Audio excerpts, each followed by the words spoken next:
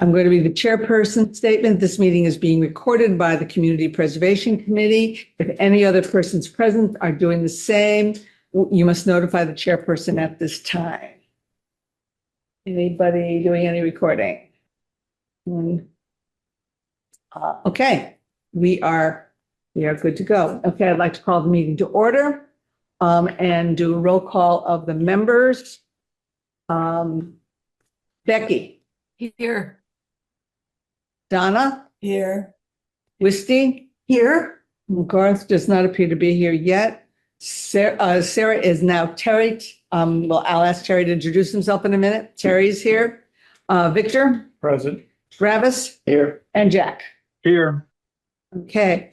Terry, why don't you, before we go on any further, why don't you introduce yourself a little bit?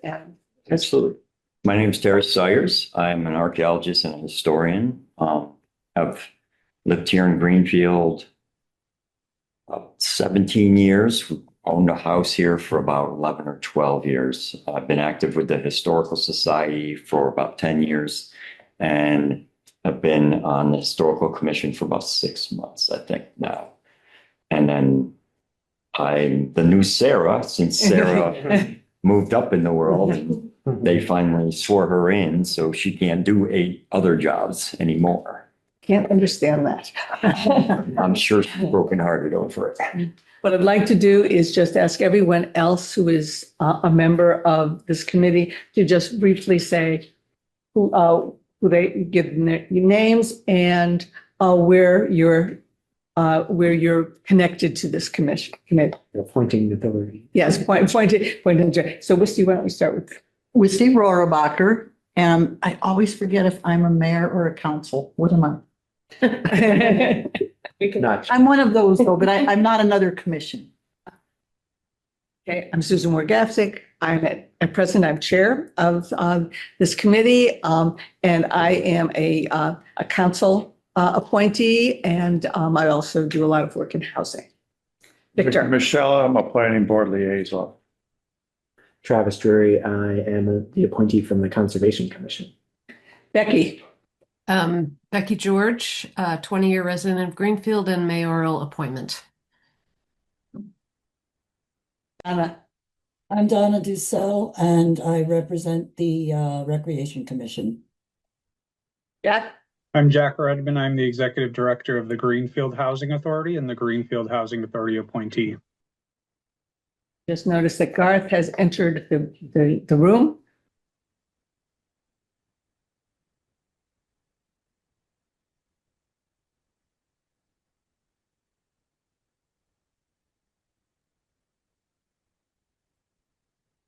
Garth. Hello. Terry. Hi there. Terry has no, we can't replace Sarah, but Sarah, he has now taken the seat that Sarah had. And so we're going around the group just saying where our appointment comes from and what our name is, and we can move that along. That would be great. So you're the last person that we have. I'm Garth Schienefeld, and I believe I'm a mayoral appointment.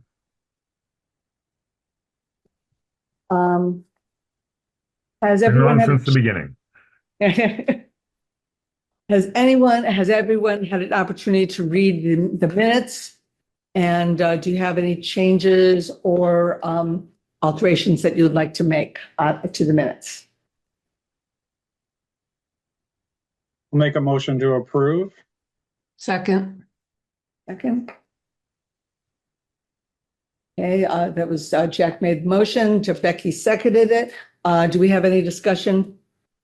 Okay, then I will call the roll to the, okay, Becky. Becky, you're muted. I know. I thought I was doing the right thing. Here I am. Yes. Donna. Yes. Wisty. Yes. Garth. Yes. Terry. Here. Okay. Victor. I thought I should have brought us when you had that question, but I thought we decided on how the clerk work was going to be done at that meeting. we decided it was alphabetical or something like that. Wasn't that what we agreed to in the meeting? Yeah, alphabetical by first names, yeah. Okay, that doesn't record it in the minutes, all that matters now, Okay. but it's recorded. Otherwise, I'm fine. Okay. Travis, Yes. Jack, Yes. okay, and I'm a yes. Okay, so so we're going to go to alphabetically by first names. We're starting with Donna, as Becky asked not to be put through until later, so she will start toward the end. And in the meantime, we'll try to see if we can find somebody who we can pay to actually do this work, which we're working on. But until then, we'll do our usual round robin. On public comment, is there anyone here who Judy's from the public? Is there anyone else who is not connected to any of these projects? What I'm going to ask is that we hold any comments about the projects. Judy, if you have something you want to talk about that is not connected to a project, that would be fine to speak now. But otherwise, we're going to move on to talking about the various projects before us. Judy Draper.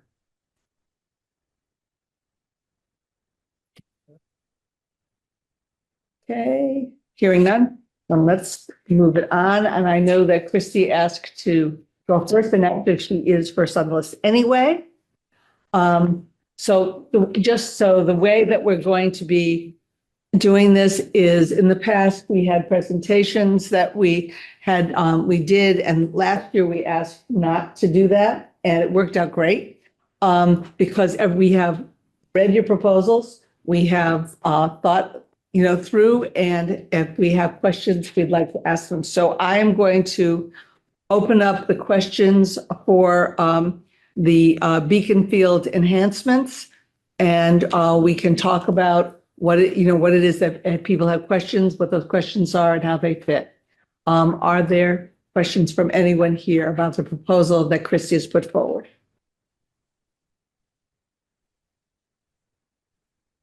Why today? Question. No question? I guess it's sort of about this, but I guess my question is, this is essentially adding more of like the concrete amenities that have been put in at other sites. And I guess I was just wondering two things. One, I don't remember if all of those from the previous application have been installed. So one is, have they all been installed? And two, do you have any, I don't think you have any data, but like, are people using them? Like how has that been going, I guess, with the ones that are already installed before installing more? Sure. Yeah, I'm Christy. I'm the recreation director. Thanks for having me on first. I do have another meeting at 6, so that's why I asked. So thank you. Yes, they are installed, all of them. We have 2 sets of cornhole boards at the swim area, which are heavily used throughout, obviously, the active season, not so much right now. And then we also installed a ping pong table, which is used a lot. We have extra bean bags as well as ping pong paddles and balls that people can borrow during the swim area when it's open. And then if they bring their own, a lot of times after hours.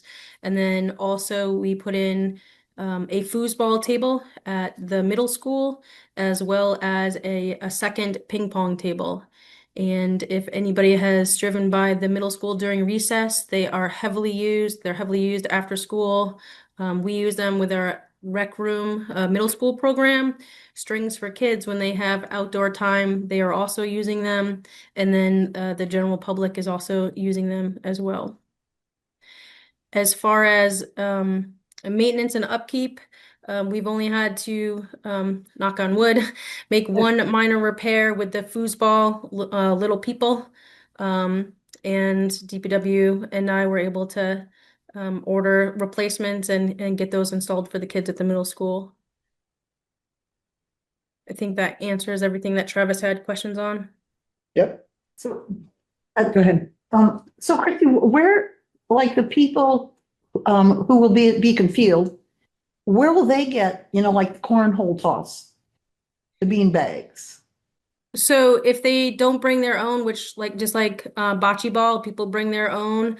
We have some in the office that if somebody reserves, they can get like the bocce balls as well. But most people who play cornhole, believe it or not, have special bags, not our modest priced bags. I'll put it that way. Becky, did you want to say something? No. Okay. Anyone else have any questions for Christy about this? I guess one of the things that I would like to know is there a, I mean, this is a modest proposal, obviously, but we've got a lot of things that people are asking us to fund. If we're doing a partial funding, can we do one? Can we, or is it do we need, in order to make it work on scale, do we need to do everything? Obviously we can, depending on what's funded, we'll have to make adjustments. I'll have to reach out to the company and figure out, costs. Shipping will be the big change, because they gave us a discount for purchasing as much stuff as possible. But of course, we can either get, because we have 2 sets of cornhole boards. We have the ladder ball, which is new. We don't have that anywhere else. And then we also have the chess table. So we would just have to make some sort of change on what we order. Thank you. Yep. Becky? Yeah, I want to know what ladder ball is. Never heard of it before. Ladder ball is just like it has 2 different levels, and they're like sort of like golf balls or tennis balls on a string, and you throw it and you get points based on which level you sort of ring with the ball on the string. Oh. And what are the cornhole boards made out of? These are all concrete, so they're All low concrete. maintenance, and obviously the ladder balls themselves are not concrete, but they're all made out of concrete, so they're low maintenance, heavy to unload and set up, but once they're set up, knock on wood, nobody's gonna move them.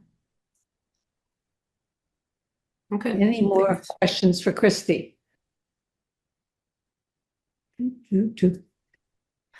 Okay, it appears that we're good. So thank you very much for coming in and answering our questions. Do you have any questions for us? No, will there be more discussion at the end? Do I need to hang around, or this is it? This is it. This is it. You're good. You're good. Okay. Thank you so Okay. much, guys. Thank you, Christy. Christy. Okay, Wilson's building. Come on up.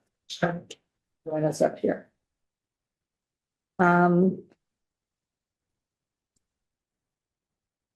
David, thank you for coming.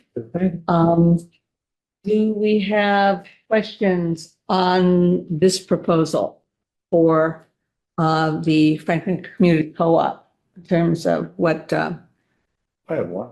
go ahead. Why is this being pulled out from the big project? Is this not part of the whole state-funded renovation of that building? Well, I mean, there's a variety of state and federal funding going into the building. Right. It's pulled out because it's historical. And that's what this grant is earmarked for. But basically last year, we'd actually put in an application last year. The timing of the project was such that we withdrew it. I'd initially submitted it just actually with a full project budget, and people were like, this is confusing. So I just gave, for a uses budget, I just did a breakout of the component we're asking for funding toward. So the original project cost did not include having the facade done? Oh no, the original project costs So you're just looking for a source of. a source of supplementing your funds. budget, Yeah, something. yeah. And But so, it's covered other ones. well, I mean, I'm Yeah. actually not sure what our current budget gap is because we're still waiting for subcontractor bids to come back. Uh-huh. But last iteration, the budget gap was about $1.7 million. So it's some of that, it's going to be, I think, in that neighborhood.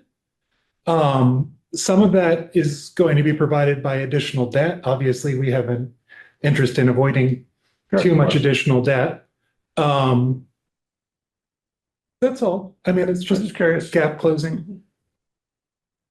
Other questions?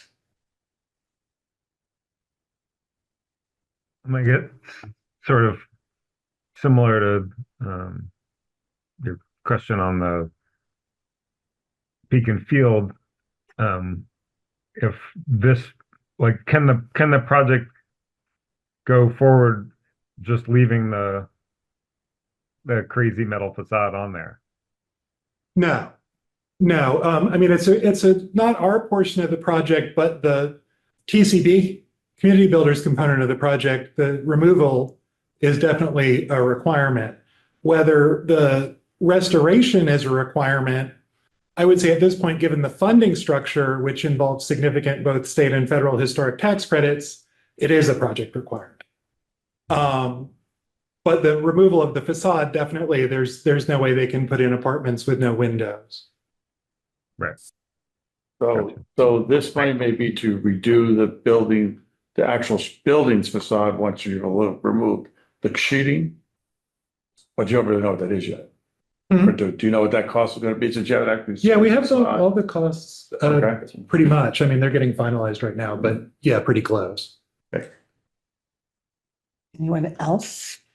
Question? So I'm wondering about the three large funding commitments that you already have, the member loans, the UPP grants, and the EDIP tax credits. What's the is there an expiration date on those? Do you have a time that you must spend them by? The current round, we have multiple UPP grants. So one of them is on design finalization and has just been extended past last week. Another, I believe, 4 months into the future. The EDIP funding is not timing contingent. It's refundable state income tax credits that will be awarded between 3 and 6 years from now on an annual basis. What else are you asking about funding timing for? Just the three that you already have committed. I was just curious if there was anything. Oh, well, we that have you're committed concerned. we have other committed funds. I mean, we also have state historic tax credit commitments to $1 million. Those are reimbursed with project completion. And we have terms for $10 million in debt from Mass Development and Greenfield Savings Bank as well. Those aren't locked in, but they're very clearly. But yeah, the timing on the UPP, we've already been spending some UPP funds, and Mass Development has been pretty flexible. I mean, they're a project partner, and they're the ones who manage that grant. So we have some timing uncertainties with construction start currently due to uncertainties in timing of the prior enabling construction work, which hopefully got resolved today. But I'm comfortable that we'll be able to receive all of those funds. Let me just ask, kind of building off of what Jack was talking about. We live in uncertain times, and some of this money is federal. Do you feel like it's locked in? You don't have to worry about it, or you know? So we did have some concerns about the federal new market tax credits. Not so much in terms of whether they would exist, but timing. Those were allocations for those were supposed to go to CDFEs end of September. That did not occur. There's a federal government shutdown. They furloughed everyone in the office that does those allocations, and those were finally made, I believe, last Tuesday or Tuesday before. Yes, the Tuesday before last at this point. We're pretty confident the parties with whom we've been discussing receiving those allocations all received allocations. And we have a consultant speaking to them now. I suppose, I mean, there's quite significant federal historic tax credits in the capital stack. I don't believe that program is in any way threatened, but obviously this is a time of fairly high uncertainty that will Right. be quite challenging. It's quite a large component of the capital stack. But we're not we've already received a conditional acceptance of that. So it's some small issues with like the transoms upstairs and things that the National Park Service wants clarified. So I'm fairly confident that that will be awarded as well. Thank you. Other questions? So do you know what of the committed sources you're using for this facade work, the money you're requesting? Well, none of those really have one of the UPP grants is being used to finalize design, which is not part of this project budget. The other part is for accessibility and fire improvements, so also not part of this budget. The remainder of the money isn't constrained in any particular way as to what component it can be spent on. The tax credits, the historic tax credits are allocated on portions of the project that apply to historic parts of the building. But that's a much larger scope than this. So we've received a lot of funding applications this year. If we were, for example, to only be able to award you with half, do you feel that you have another source of funds to fill that $60,000 gap? At this point, I feel like we can probably close. As I say, there's some uncertainty about what our gap actually is. I feel fairly confident that we can close that gap by some means. I think that it's safer for the organization and the project if a greater amount of subsidies is in that mix. But yes, I do think we would appreciate any amount, frankly. The direct support from the city would also be quite meaningful to us.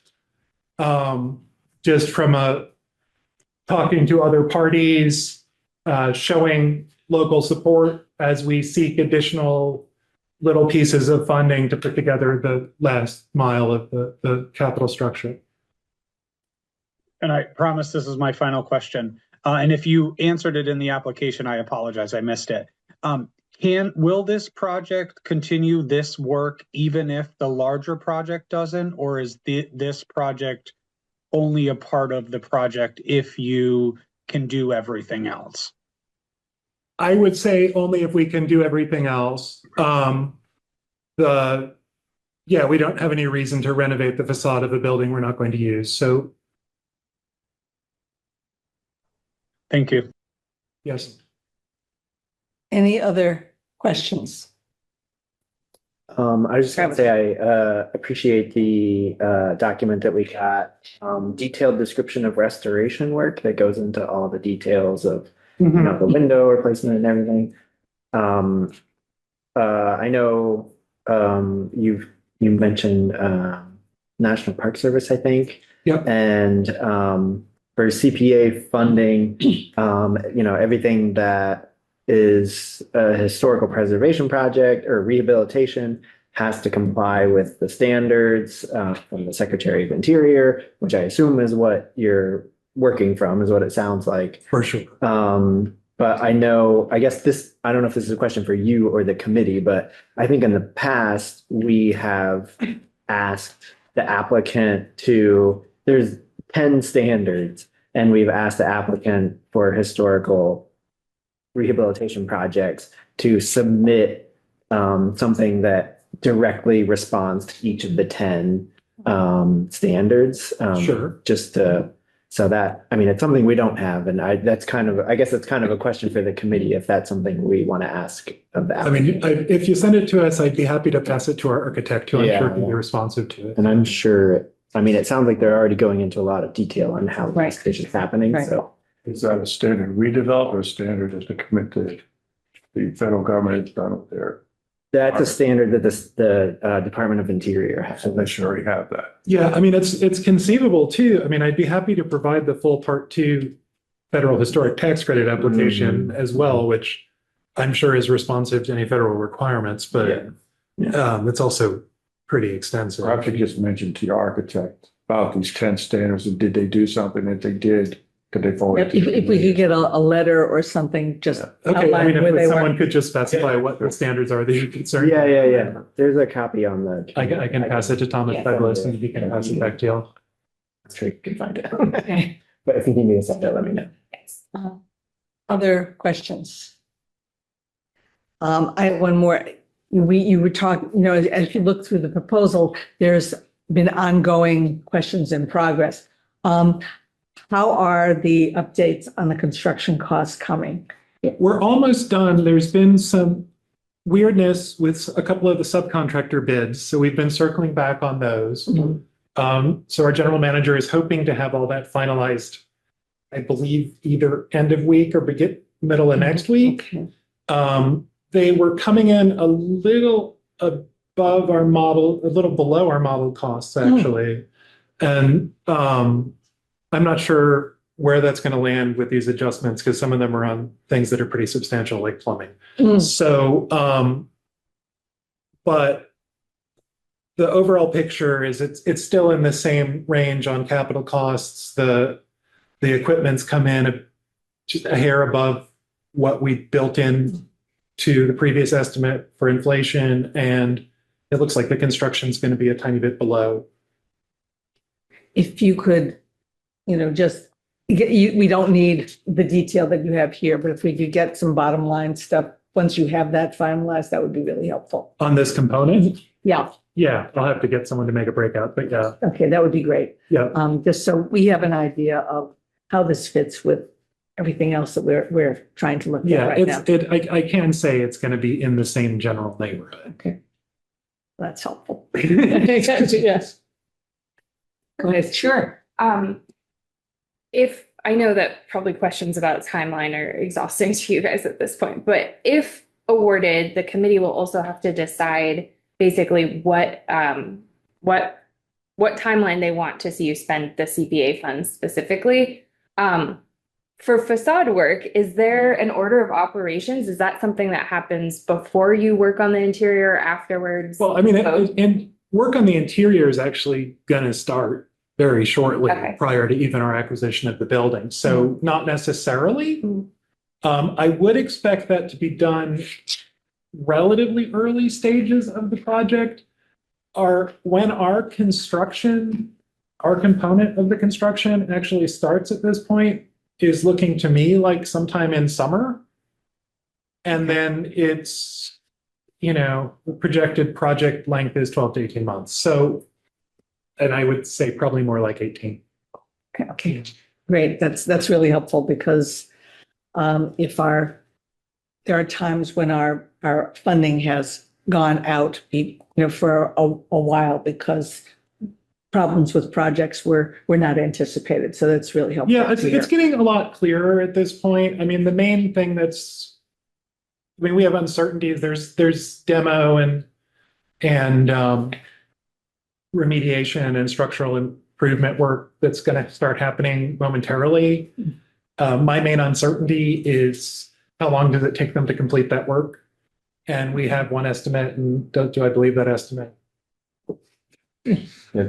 Demolition work. Yeah, the structural, I mean, I think, they have to put structural steel all through the building, including in the back of the facade, right? And I'm not even sure all the engineering aspects of that are fully.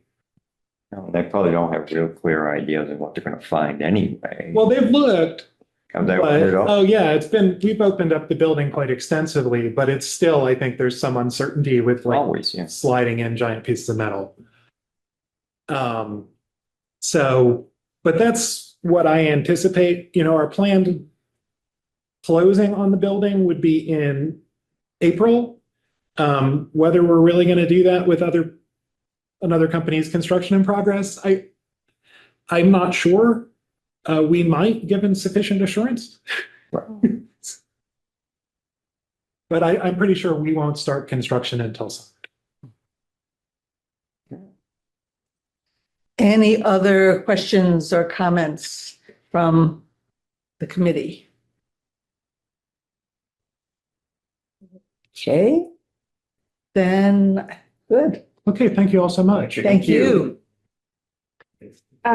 Susan, may I share a photo of ladder ball? Oh, please. Yes. We definitely need a photo of ladder ball. No, I couldn't. Wow. I had it in my head. It was like tetherball, which is something I really like. Two strings It's on not. it, poles. Why is this not doing Oh. Oh, okay. Now I'm gonna play. Can people online It see- it is indeed a ladder. It looks like a Oh, you have ladder. to hook it. I see. Those are croquet colors. That's all. Okay. I like it. I want to play now. They're usually Well, have a chance, golf baby. balls. They're usually golf balls or plastic balls with string in between, and you have to stand at a distance and you throw them. And when you hook them over, the yellow is 1, the red is 2, and the green is 3. And as with cornhole, like both of those persons on the top, the black and the white, both got 3 there, so that cancels out. That nobody got any points there because they canceled each other out. That's the ladder ball. I see. Thanks, Donna. That's a good explanation. 'Cause- Thank you. Do you think that people who play this have their own, Oh, their absolutely. own, yeah. Yeah. I have a Absolutely. plastic set and they fall apart pretty quick, especially if Yeah. there are children involved. So a concrete set would be pretty tough, I'm sure. Yeah. But it's basically, I have a bag full of poles and it's like little tubes and you put them together and make the ladder. Great. Okay. Are we ready to move on? Plus, if, Okay. if you have your bolos from horseback riding and chasing down game on the Serengeti. So we're now doing ladder ball from horseback. Okay, that's Or those glass ones we used to have when I was a kid. right, right. Let's go. Why don't you come on? Okay. Jessica couldn't No, make it Jessica, I'm tonight. sorry. I'm sorry. She's at Jessica Siegel, the conservation agent for the Conservation Commission. So I'm coming. My name's Emily Boss. I'm a member of the Conservation Commission. I'm also on the Open Space Task Force, which has some relation here. And I also, just to disclose, I work at Franklin Land Trust. So I've done land conservation for over a decade, and that's not presently my job, but just to let you know where I'm. Thank you. Thank you. Okay, this is in regard to developing a conservation fund, or at least contributing to a conservation fund that I guess already exists. And it would be for, various kinds of purchasing of land or purchasing of equipment needed for that land or something like that that would allow it to be used by the public.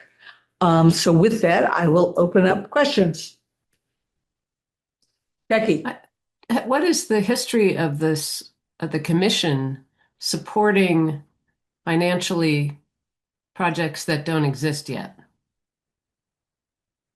Our committee, the CPC. Yes, on the CPC, yeah.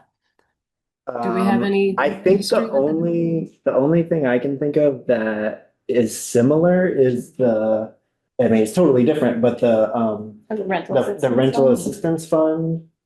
Except where, that that's you so know, specific.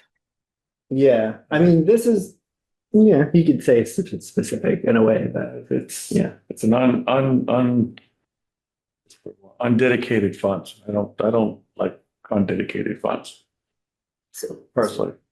So you're not, I mean, this isn't just for like projects. Don't know what it's for. Huh? That's Don't- right. Don't know what it's for. Yeah.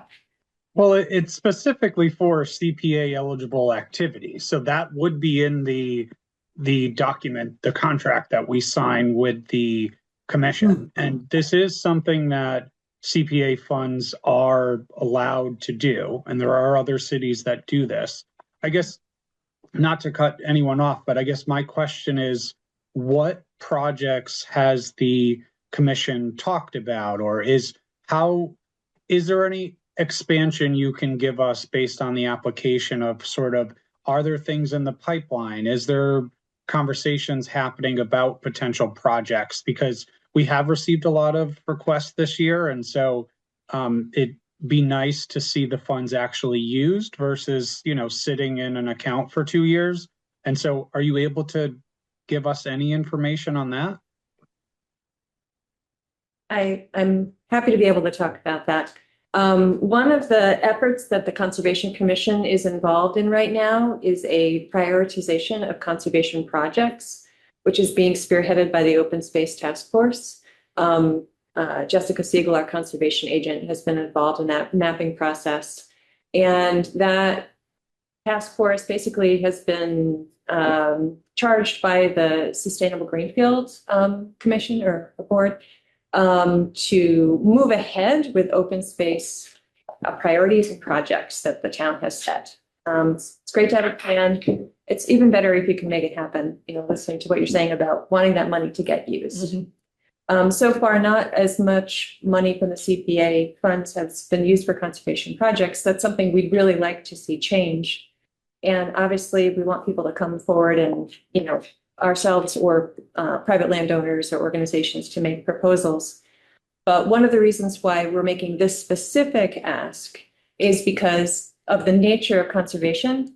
Many times projects come up at the drop of a hat that have high priority, that have a critical nature, and that have a very short timeline in terms of the people who might be able to conserve the land. And the CPA funds are really critical in order to be able to make sure that the larger funds needed for a project are available and can, be done over a time. But sometimes having funds in a pool that can come into play quickly can make it possible to make that larger project even possible. For example, sometimes you can have a purchase and sale agreement with a landowner who would like to conserve land, but is having a financial pressure or needs to make a commitment so that family members will be, open to that. So being able to have a small pool of funds that the Conservation Commission could make available could make it so that we have, a year or two to then come to the CPA for additional funds for conservation to be done. Specifically talking about what projects we have in line, the most recent projects that we've been dealing with for conservation that have been taken by the Conservation Commission have been gifts made by people who were conservation minded. So other projects that have come up that have been of discussion in the community were Martin's Farm, which was a very exactly the kind of project I'm talking about, where it's a farm that provided compost, really an important resource for where people could bring their food waste in the town. And that landowner decided that he needed to retire, to move, and to move on from that business. That has gone the way that it has. I'm not sure exactly what the outcome will be for that property, but having a pool of funds might have been able to allow us to participate in that process. If there was a need for an appraisal to find out what the conservation costs would be, if it was appropriate, if it would fit all the CPA guidelines, then we could have helped provide that so that we could move a project forward in order for us to then be able to partner with land trusts, state agencies, the Mass Department of Agricultural restrictions to get a farm or a property conserved through later on. And some of the other ways that this funding could be used is to reduce barriers for people who don't have access to resources that would allow them to participate in conservation.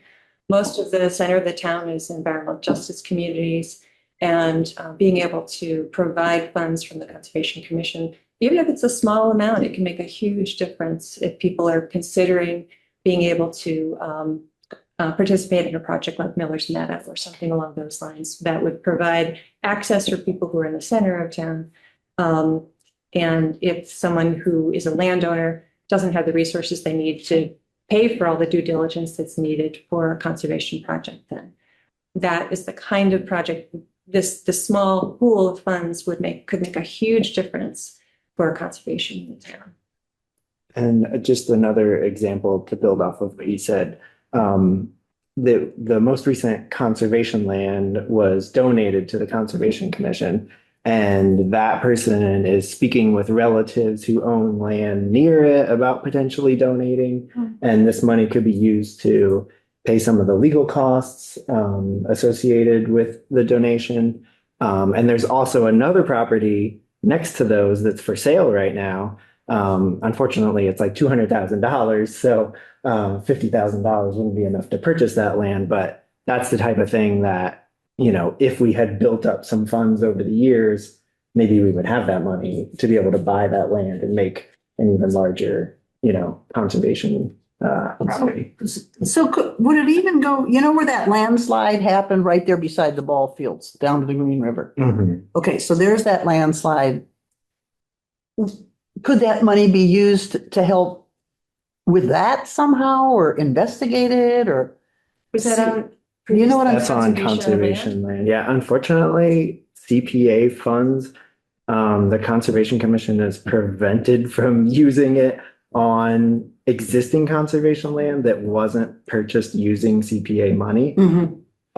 So any existing conservation land, we can't use it to like rehabilitate it. Okay, so if our group gave money Mhm.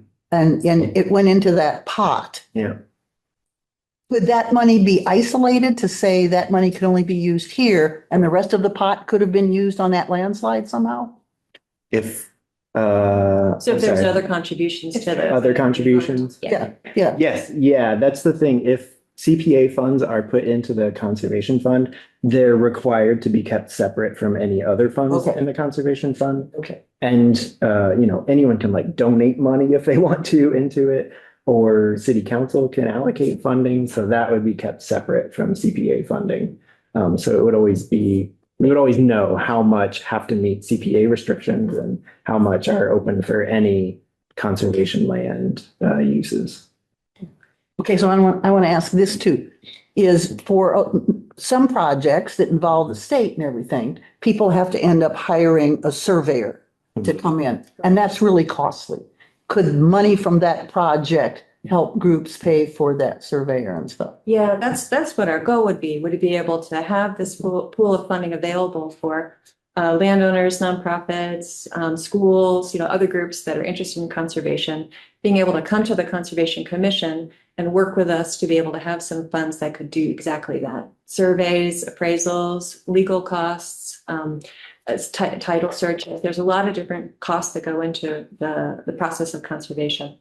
So if we could have something that would offset those costs, especially for people who aren't able to afford them, it would be a really great boon in order for us to move towards conservation. Okay. Not just what the Conservation Commission owns, but also other conservation restrictions in that town. And if the funds were used in that way, then it would have to meet CPA restrictions, which would say that it has to get a conservation restriction on it, or otherwise, you know, permanently protected.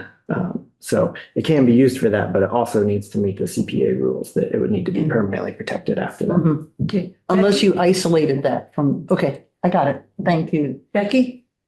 I guess I was just thinking about how our commission is able to hold back monies that we've been given for projects that might come up on another timeline rather than the one that we're working on now.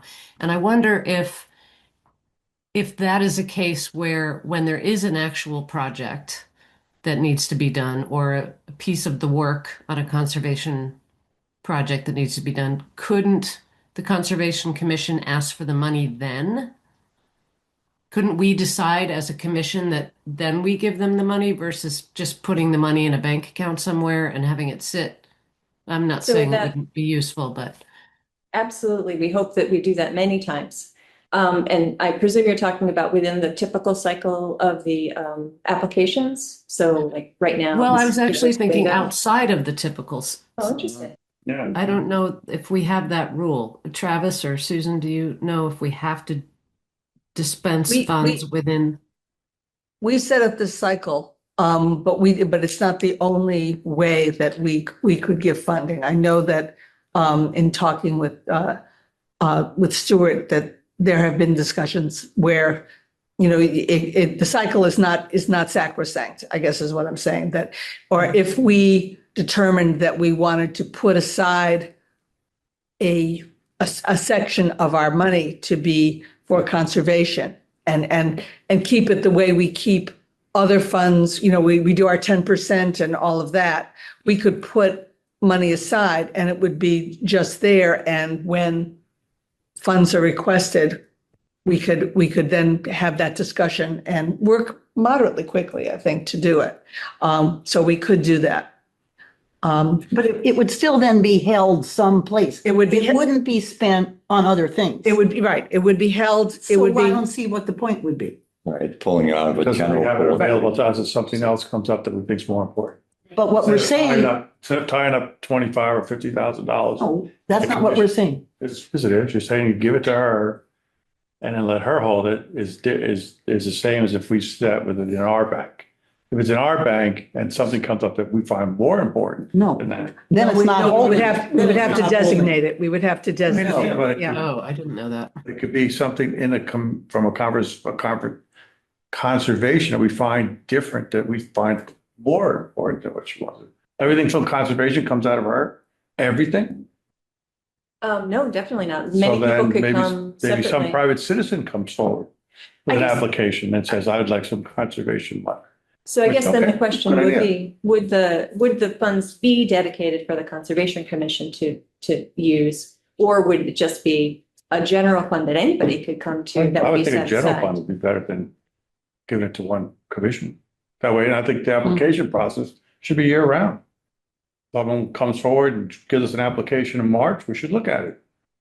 See what's happening in March and see if there's an application we find available and then give them the money. That's what we're supposed to do, is look at things but to tie it up. Well, I think don't- that's part of the discussion that we need to have as a committee. But that's the question I think that is on the table in many ways. And just to add, one of the differences between us, the CPC, I say us because I'm also on the Conservation Commission, between the CPC holding the funds and it going into the Conservation Fund is that once it's in the Conservation Fund, it's already been allocated by City Council and approved. Mm. So once it's in the Conservation Fund, it only requires a vote of the Conservation Commission to be used. So if it's going, I mean, even the quickest we could do it here, A couple months. we still have to take, we have to review the application, vote on it, then it has to go to City Council. They have to have a first reading, they have to vote on it. Right, so it's But- a couple months that. Yeah. Whereas like the Conservation Commission could call a special meeting the next day, vote on it, and boom, funds are available to use. So that's kind of the reason for putting it in a conservation fund would be that it would be ready and available. And I might also add that we may have a similar question come to us if the city is considering an affordable housing trust, and it would be a similar situation that may come to us. Donna? Thank you. Okay, couple of questions. First is a clarification, because what I heard Wisty say was, could the money be used to fix something like the landslide? Like if there's something on CPC land, and I just want to make sure that we're clear that no, if it's already on conservation land, then we can't use the money that would come out of this fund to fix something. So that's one. Number two, when you have a fund like this, I'm always, and this is probably something that maybe you can't even do, but I'm always a big believer in being able to get your money to make money while it's sitting somewhere and waiting somewhere. So my question is about how is there a way for it to gain interest in this fund, or You know, if it goes in there and you're not using it, is there a way to make it grow? Because that would be a value add to me. I'd have to inquire with our conservation agent and possibly the city planner. City finance.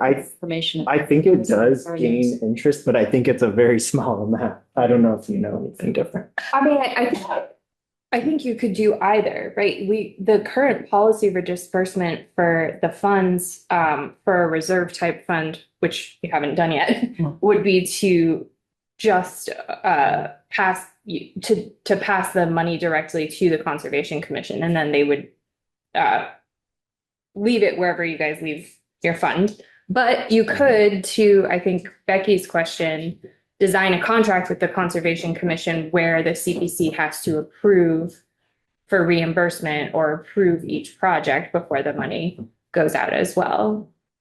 Before it comes out of the conservation fund. Yeah, I'm almost picturing like, because basically do the step of city council approval when it's approved. So it's already appropriated for that, but say, you know, for most of these projects, they're reimbursement based anyways, and say an additional hurdle for reimbursement for a project is getting the CPC to approve that project. That certainly sounds like a pain, but just throwing that out there.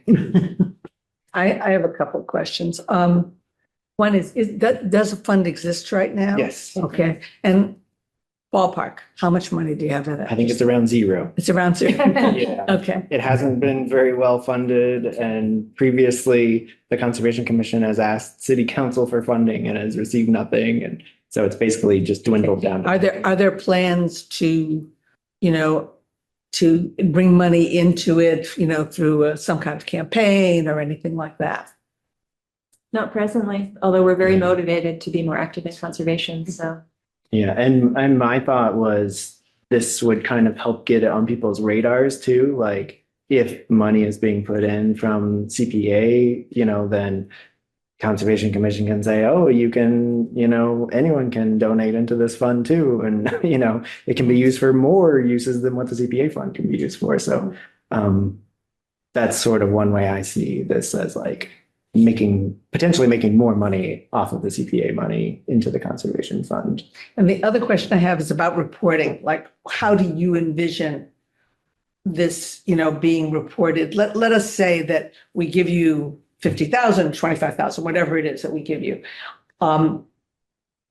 If we provide you with those funds, how would you envision reporting to us, considering that it could be sitting there for a while, whether it gains interest or not? How would you, what's your plan to deal with the reporting, you know, both in terms of making sure that the money is being spent for things that are CPA eligible, but also just in general, letting the CPA know what's happening to the fund?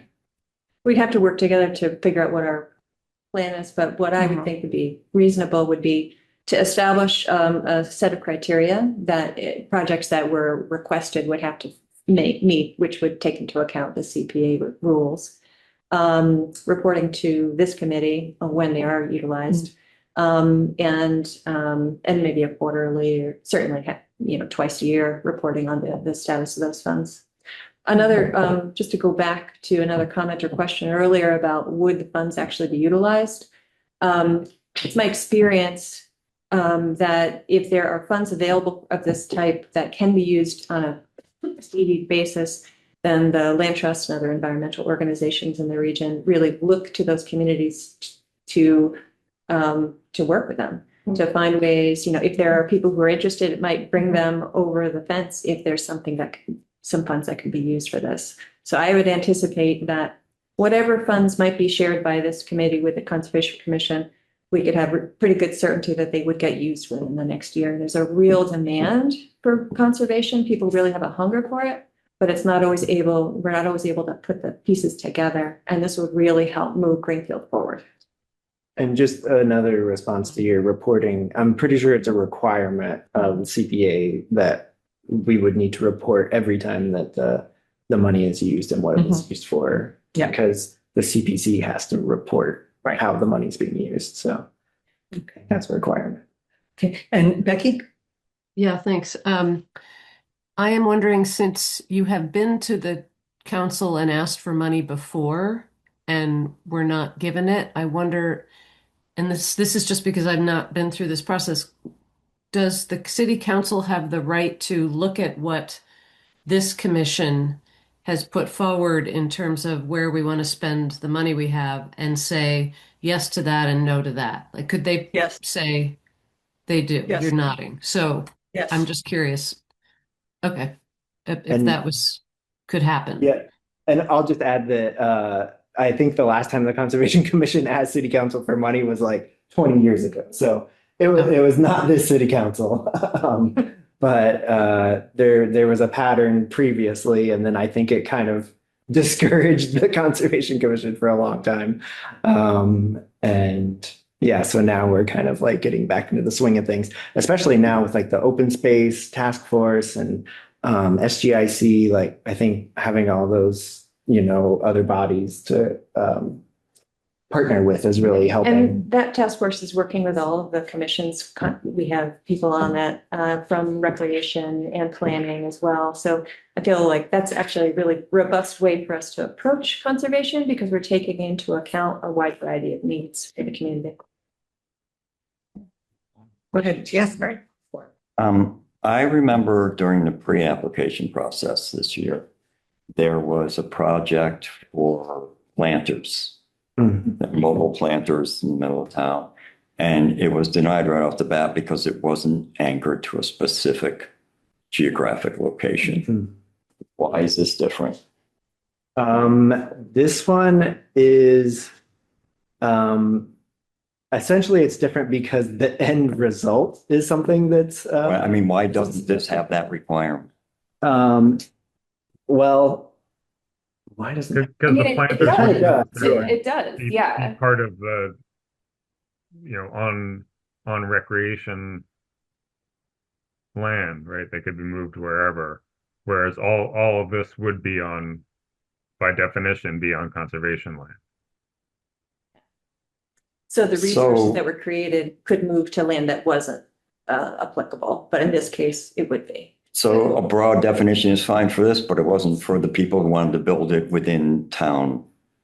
The But it's okay here? it has to do with the conservation.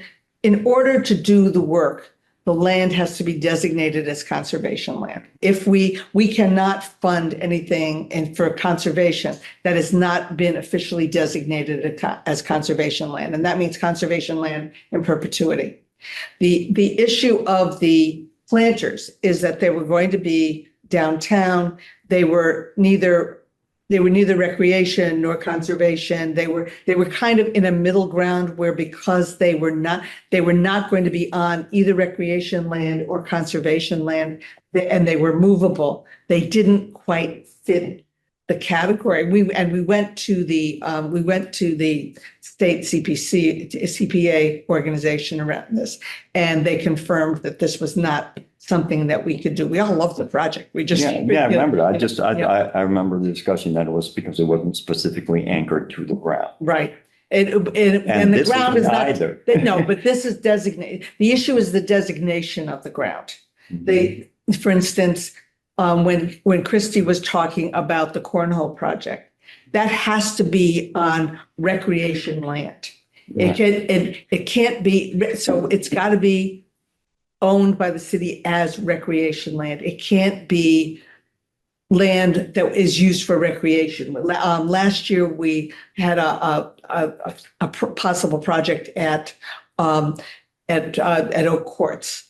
And the problem was that the land that it was on, it was a children's play area. The problem was that the land that it was on was not designated as recreation land. So it could have been for recreation for 10 years, but then it could become housing. Okay. So it's that issue of the designation of the property that is the question. So anything that would come out of a fund that we would give to the Conservation Commission would, by definition, have to be on land that is already designated as conservation land. Now, that might mean that it's for something like the appraisal of land that's going to be designated as conservation land. Right. Can I add something? Sure, And go for this funding is not looking at doing something on already established conservation land. It's about acquiring new conservation land. Correct. And that is also a CPA distinction that is hard to wrap your head around. But you can use CPA funds to buy something that becomes conservation land and stays conservation land, but you can't improve what you already have as conservation land with CPA funds. Right. It's the way that the law is written.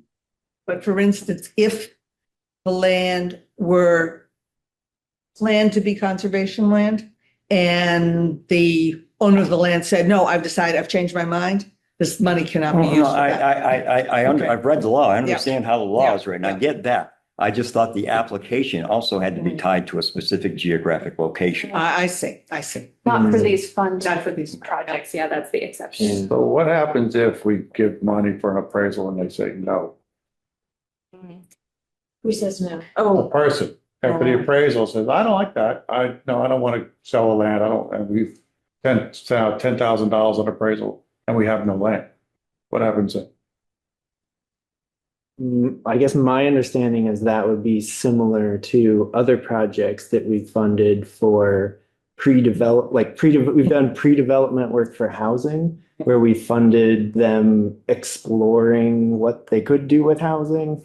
And so it's potentially, there might not ever actually be housing, but we thought it was important enough to stimulate it that we did that. Or there's a recreation project that we did for pickleball courts where we gave money for assessing the site and designing it, but there's no money yet to build it. So like it could never happen, but we did give money to hope that it does happen. Right. I guess. So I think it would fall in that same. I just think it would be better if we were spending the money on land that was already conservation marked. This is conservation land, so we know that the project is going to move forward and we know the money's going to be used for that. Kind of hoping that something will happen. I'm not saying it will happen often if it happens at all, but it's just something I thought about. If it's not really conservation land yet, but we're going to buy it, we're at risk. We're the at-risk people here. And it could be that the funds could be used for the end of the process too, like paying for the conservation restriction at the end. There, it's already I happening. think it's happened, yeah. Yeah. The appraisals up front and all the investigative work up front or something, it's not conservation. And that's something that the CPC can put restriction, like the CPC can say, you can use this money for anything the CPA law allows, or you could say, we're giving you this money and it can only be used for conservation restrictions at the end of a project. You can say that and provide the money that way. So we have that option to look at the law and decide if there are things that we want to restrict it for. Mhm. I have just wonder, Sure, go for you're it. saying that you haven't approached the council for money for over 20 years. So this is your first step. Mhm. So you haven't even gone to them, you came to us first. Yep, because CPA funding is specifically, set aside for open space and whatever. And I was the one who proposed this to Conservation Commission because we've been doing this, 5 years now, I think? Yeah. And we haven't had a single open space project yet. And a lot of times open space projects come from the Conservation Commission. So, it seemed about time that at least one open space thing came before the CPC. So that was my there. Are there other questions or comments around this issue? And I just want to point out again, for those who weren't here before, I am on the Conservation Commission and I'm on the CPC, and the Community Preservation Coalition specifically says it's not a conflict to be on both and to vote on both because you're wearing a public hat in both. And I have no personal financial interest in any of this happening. So The other thing is that the law requires that there be someone from the Conservation Commission on. Well, and there's nothing inherently morally wrong with sitting in both positions and giving a crap about conservation. Right. yeah. Right. if I can just make a Sure. final comment. We're really grateful that the law allows this to happen. And we really see this as something that could become a catalyst fund, sort of seeding projects to help make it happen. And we're really grateful to be able to work with other entities in the community. We've been reaching out to land trusts. We've been reaching out to nonprofits that are interested in conservation through this task force and the Conservation Commission. So we'd love to sort of kickstart the process since it hasn't been as active through this time. Other questions, comments? Clarify any questions that you might have. Okay, seeing none. Well, thank you very much Thank you. for coming Thank in. you. Appreciate your comments and all of your consideration. You know, people think giving away money is easy. Oh, no. So many needs, so many important needs. Our next meeting is scheduled for January 22nd at 5 at the John Zahn. And the person, if I will work with Anna to see if we can maybe put an ad in the paper, see if we can find somebody to do this work for us. But assuming that that doesn't happen, Garth, I think you're up as the person to take minutes next time. Okay? Okay. All right. So with that, I will entertain a motion. Oh, before you, Sure. I have a couple of questions I could ask for. Oh, absolutely. Being new to the committee, but I just like to understand how it was started. Is it a city committee that was started, or is this a state thing that someone? Okay. Signed into Okay, law by there is- Tulsi. So what is it? There was a state law that provided for, basically it's a local option for communities to be able to set up a committee within certain parameters. Okay, And the parameters included that there needed to be someone from representation from certain commissions and committees that a community had, so that there needed to be a representative somewhere on housing. There needed to be something on conservation, on recreation, Right. all the things that we have. so the guidelines were Right. established by the Right. state. And then Yes. they're established by the state, and then the city makes a designation of funds that then goes to the community at large for a vote. And this was voted by the city as a whole, that folks thought that this was a good idea. Our designation is 1% above $100,000 is what is taxed. So it's a tax at a 1% level above the $100,000. That's what First, I'm. Money's coming property from the tax. city, so Yeah, local property owners are paying. the But fund. there also is a match that comes from the state. Yeah, and it's opt-in for the town. So we had to vote for this. Yeah, yeah. We So had to there's, choose this. So- Not every city in the state has a From farm. the 350 that we've been allocated, 175 is from the town and 175 is from the not state. that, no, it's, what are we? We're getting 325 from 40 the town and 25 is from the state? And part of it, Changes from year to year. It Yeah. changes from Year year to to year. year, but changes. this year the state match was around 40,000. 40,000 Right, to 350. right. And we collected, I want to say, 250 or so thousand. Okay. You know, And then it there's some in the reserves. So, used to be that there were so few communities who had, when it started, there were so few communities who were part of it. That then the state had this pool of money, so everybody got a massive amount. Now there are over 200 and some communities who are in it. So that pool of money that the state has keeps getting chopped.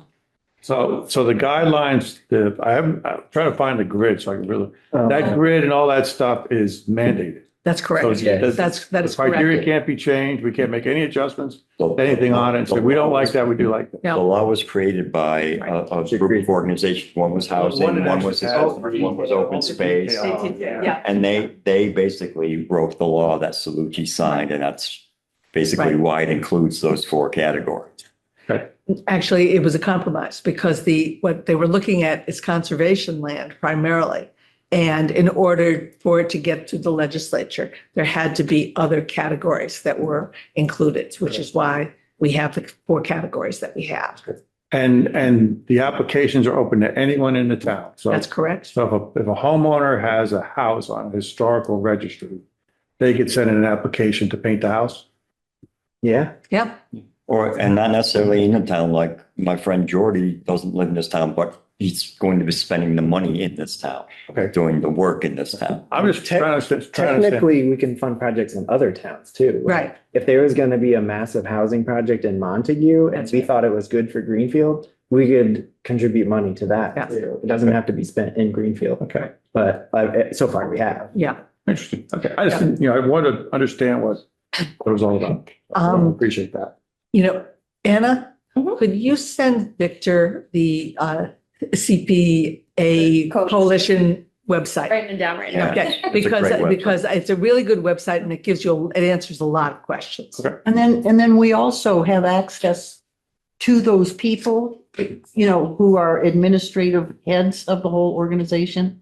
So that when we have legal questions or is this eligible or isn't it, we can ask them Okay, and then they can get back to us. And each one of those categories must have at least 10% of what is available that year. Except but where's the other, I think it ended up to 60%. Where's the other 40%? Is just loose? It We, was 10, 10 and we, 30? 30, yeah, we determined that we wanted, because housing was a priority Uh-huh. for us as a committee, we determined that we wanted to put a little bit of extra money in there to guarantee that it would be going toward housing.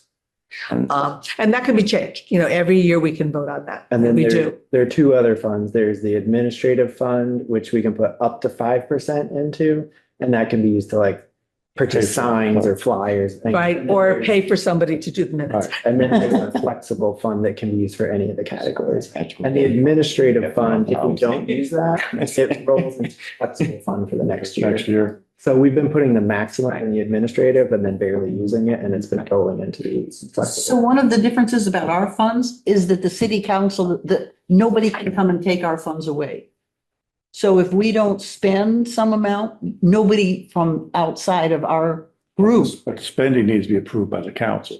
Yeah. Yes, So Yes, but if we they say we're gonna reject it- give $150,000 to the facade, they can say no. they can say no, but then it goes back Back into into the fund. our fund Yeah, they'll for take it. use at yeah, a further, they at a later can't say date. not that one, that one. They Yeah. can't do that. They can just say no. They can say no, right? They can't tell us that they don't want us to move the money. We have the option of saying where we think the money should go. And are we going to discuss these and vote on these tonight or no, we don't do that? No, not yet. Oh, not yet. okay. Once we see everybody, Everybody? yeah, then we can kind of, compare and contrast and, Okay. yeah. And also, we have a form that we use, that Yeah, each of I'm us looking rates the for form. Yep. So Checklist. the Try to check, check this, I'm looking for all the detail that was in it. Like Yeah. this- yeah, Yeah, yeah. that's the one. Yeah. And so we use that to be, so there's going to be a whole process of us doing ratings. We're going to have a public hearing where people can come in and talk to us about what they want, based on what they have read, because it's on the web, all the proposals are on the website. And so we'll have a public hearing.